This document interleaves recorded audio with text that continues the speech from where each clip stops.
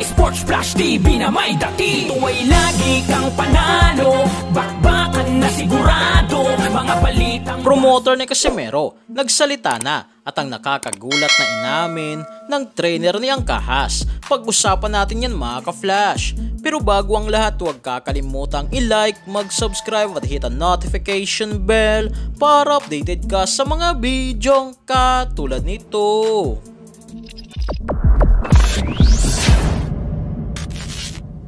Matapos nga po mga ka-flash, dispatchahin ng mga Hapon ng mga Pinoy boxer at ibang kalaban para sa titulo, ay nagpasalamat nga po ang promoter ni Casimero na si Masayoke Eto ng Treasure Boxing Promotion matapos ang pagkapanalo ni Rico Masuda, WBC Bantamweight World Champion Jonto Nakatani at WBA Bantamweight World Champion Takoma Inoue. Sa ngayon nga po mga ka-flash ay merong 9 na kampyon ang bansang Japan na may hawak na titulo na WBA, WBC, WBO at IBF.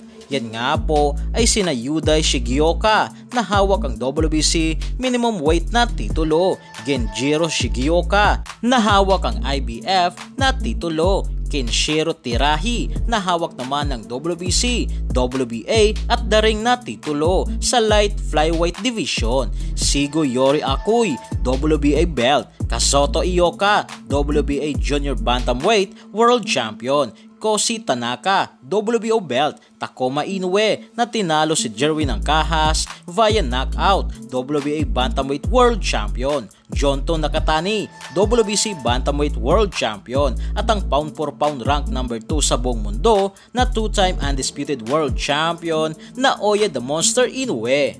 Habang sa kabilang balita naman nga po mga ka-flash, nakakagulat nga po ang inamin ng coach, trainer, manager ni Jerwin Angkahas na si Joven Jimenez na ayon sa kanya ang dahilan kung bakit natalo si Jerwin Angkahas sa round 9 matapos tamaan ng body shot na binato ni Takoma Inoue. Ito ay dahil sa kawalan ng disiplina ni Angkahas sa kanyang sarili matapos matalo ng 2 beses kay Fernando Martinez.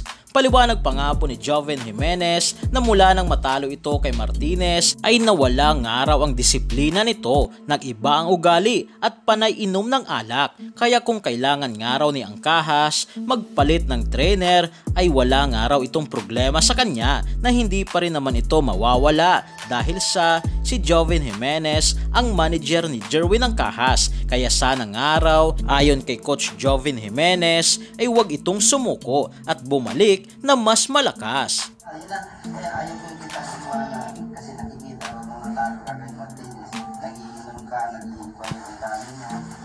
So yan lang para sa ating balitang boxing. Ano bang masasabi nyo tungkol dito? Para sa inyong komento at reaksyon ay komento nyo na sa baba. Hanggang sa muli, ito ang The Sports Flash TV. Sports Flash TV na may dati. Ito ay lagi kang panalo, bakbakan na sigurado, mga balitang boxing. Ito laging bago, balitang boxing, laban na kasado. Di papahuli pagdating sa bakbakan, mga pambato na patuloy ang laban. Sasaliksikin ang bawat babalita, talagang diin, bawal ang mahina sa loob ng ring. Merong pambihira, mga kamao na nagiging bida.